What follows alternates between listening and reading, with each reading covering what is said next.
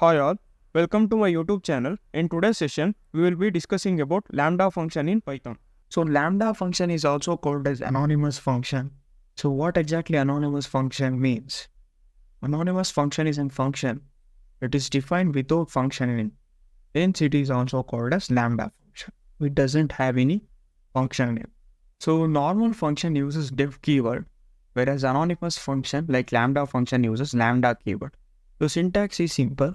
Lambda argument list and expression. So Lambda keyword with an argument list, what exactly the formal arguments you want to define, and the expression.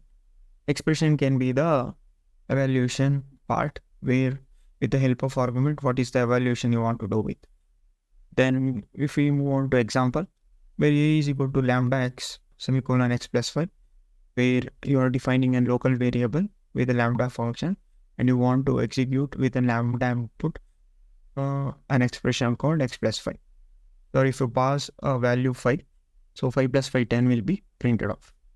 So let us try to have a look of this lambda function in the code. Now let us print a local variable lambda x plus 5. You want to evaluate this expression with pass and value print a of 5. So if I run this, we'll go to output as 10. Here a is a local variable and lambda is a function, anonymous function, and you are passing a value x or an argument x.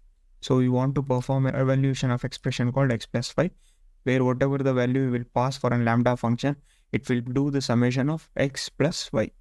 So I am passing 5 as an input for a local variable a.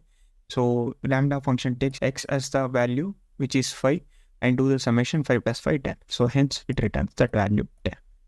So that's all with a lambda function. It's a single line expression where you want to do a single line evaluation with a very less number of arguments. Then you can make use of lambda function. So that's all with a lambda function.